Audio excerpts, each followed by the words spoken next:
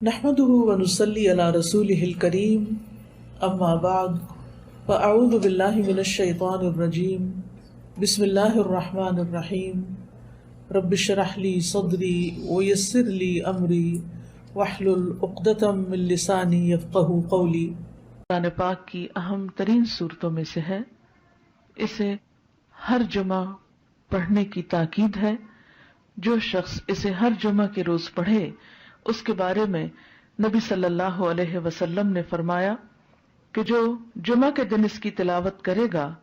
تو آئندہ جمعے تک اس کے لیے ایک خاص نور کی روشنی رہے گی، یعنی اللہ تعالیٰ اسے اپنی طرف سے ایک خاص روشنی عطا کریں گے۔ اسی طرح اس کی ابتدائی 10 آیات اور آخری 10 آیات کی فضیلت احادیث میں بیان ہوئی ہے کہ جو ان کو یاد کرے گا اور پڑھے گا وہ فتنہ دجال سے محفوظ رہے گا۔ تو اس کے لیے ہم یہ کر سکتے ہیں کہ ابتدائی 10 آیات کو بھی زبانی یاد کر لیا جائے اور آخری کو بھی، تو دن کی کسی نماز میں اگر ان کو پڑھ لیا جائے تو اس طرح انشاءاللہ وہ فضیلت جو اس کی حاصل ہو سکتی ہے وہ ہو جائے گی۔ حضرت عائشہ رضی اللہ عنہا کی روایت سے حدیث میں آیا ہے، اور یہ حدیث بھی ضعیف جداً ہے، صرف ضعیف نہیں بلکہ ضعیف بھی بہت زیادہ ضعیف ہے، لیکن اس کا آخری حصہ جو ہے وہ صحیح مسلم میں آیا ہے، وہ میں وہاں آپ کو بیان کر دوں گی۔ رسول اللہ صلی اللہ علیہ وسلم نے فرمایا، کیا میں تمہیں ایسی صورت نہ بتاؤں جس کی عظمت نے زمین و آسمان کو بھر دیا ہے، اور اس کے لکھنے والے کے لیے بھی اتنا ہی اجر ہے، اور جو اس کو جمعہ کے دن پڑھے تو اس جمعہ سے لے کر جمعہ تک یعنی اگلے جمعہ تک اور 3 دن کے زیادہ بھی گناہ بخش دیے جاتے ہیں، اور جو آدمی سوتے وقت اس کی آخری 5 آیتیں پڑھے تو وہ رات کے جس حصے میں بھی اٹھنا چاہے گا اللہ اسے اٹھائے گا۔ تو لوگوں نے کہا ہاں اللہ کے رسول صلی اللہ علیہ وسلم ضرور بتائیے، تو آپ نے فرمایا سورت کہا۔ بہرحال ایک اور حدیث میں، اب یہ جو حدیث ہے یہ صحیح مسلم کی ہے کہ جو اسے جمعہ کے دن یا جمعہ کی رات میں پڑھے گا، یعنی جمعہ کی رات وہی جو جمعہ سے پہلے آ جاتی، وہ فتنے سے محفوظ رہے گا، اور ایک اور بات سے پتہ چلتا ہے کہ فتنہ دجال سے محفوظ رہے گا۔ اور اس کی جو پہلی 10 آیتوں سے متعلق حدیث ہے وہ بھی صحیح ہے کہ جو شخص اس کی پہلی 10 آیتیں پڑھے گا، یاد کرے گا، وہ فتنہ دجال سے محفوظ رہے گا۔ اسی طرح اس کے پڑھنے سے گھر میں سکینت اور برکت نازل ہوتی ہے۔ ایک مرتبہ ایک صحابی نے سورہ کہف پڑھی، گھر میں ایک جانور بھی تھا، وہ بدکنا شروع ہو گیا۔ انہوں نے غور سے دیکھا کہ کیا بات ہے، یعنی میں قرآن پڑھ رہا ہوں اور قرآن پڑھنے سے تو ظاہر ہے سکون نازل ہوتا ہے، یہ جانور کو کیا ہو گیا جو اچھل کود کر رہا ہے؟ تو انہیں ایک بادل نظر آیا جس نے انہیں ڈھانپ رکھا تھا۔ صحابی نے اس واقعے کا ذکر حضور اکرم صلی اللہ علیہ وسلم سے کیا تو آپ صلی اللہ علیہ وسلم نے فرمایا، اسے پڑھا کرو،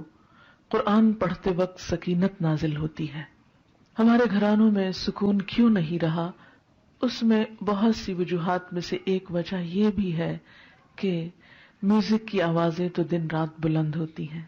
لیکن قرآن کی تلاوت کی آواز کم ہی سنائی دیتی ہے۔ اس کے لیے میں یہ سجیسٹ کروں گی کہ ایک تو قرآن پاک کا کچھ نہ کچھ حصہ نماز فجر کے بعد بلند آواز سے تلاوت کیا کریں، کہ آپ کے آس پاس کی چیزیں سنیں، آپ کے گھر کے افراد سنیں، در و دیوار سنیں، کیونکہ جہاں جہاں تک قرآن کی آواز جائے گی وہ سب چیزیں آپ کے حق میں گواہ بنے گی۔ رسول اللہ صلی اللہ علیہ وسلم نے فرمایا، جمعہ کے دن اور جمعے کی رات کو کثرت سے مجھ پر درود پڑھا کرو، بس جو آدمی مجھ پر ایک دفعہ درود بھیجے گا اللہ اس پر 10 رحمتیں نازل کرے گا۔ اللہم صلی علی محمد۔ رسول اللہ صلی اللہ علیہ وسلم نے فرمایا، تمہارے افضل دنوں میں سے جمعے کا دن ہے، اسی دن آدم علیہ السلام پیدا کیے گئے، اسی دن ان کی روح قبض کی گئی، اسی دن سور پھونکا جائے گا، اور اس دن سب لوگ بے ہوش ہوں گے، اس لیے اس دن مجھ پر کثرت سے درود بھیجا کرو، کیونکہ تمہارا درود مجھ پر پیش کیا جاتا ہے۔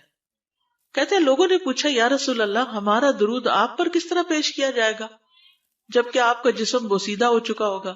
تو آپ نے فرمایا، بے شک اللہ عز و جل نے انبیاء کے جسموں کو زمین پر حرام کر دیا ہے، یعنی فرشتوں کے ذریعے آپ تک درود پہنچایا جاتا ہے۔ انبیاء کے جسموں کو مٹی نہیں کھاتی، صحیح سلامت ہوتے ہیں ان کے جسم۔ سورۃ الکہف پڑھنا، نبی صلی اللہ علیہ وسلم نے فرمایا، جو شخص جمعہ کے دن سورۃ الکہف پڑھتا ہے تو اس کے لیے دوسرے جمعے تک نور روشن رہتا ہے۔ غسل کرنا، ہر بالغ پر جمعہ کے لیے جانا ضروری ہے، اور ہر وہ شخص جس پر جمعہ کے لیے جانا ضروری ہے اس پر غسل ہے، یعنی اس کو لازمی غسل کرنا چاہیے، اللہ یہ کہ کوئی مجبوری ہو۔ تو آپ اپنا اسکیجول اس طرح بنائیں نا کہ جیسے اگر آپ ہر روز نہاتے ہیں پھر تو کوئی مسئلہ نہیں، لیکن اگر آپ ایک دن چھوڑ کے ایک دن نہاتے ہیں تو آپ پھر اس طرح اسکیجول کریں کہ جیسے آپ منڈے کو نہائے، پھر وینسڈے کو نہائے، پھر جمعے کو نہائے، پھر آپ سیٹرڈے سنڈے اگر نہیں بھی نہاتے پھر منڈے، تو اس طرح آپ جمعے کو مس نہیں کریں گے. یہ نہیں کہ جمعرات کو نہا کے جمعہ کو چھوڑ دیا یا جمعہ چھوڑ کے ہفتے کو نہائے، ایسا نہیں کرنا چاہیے.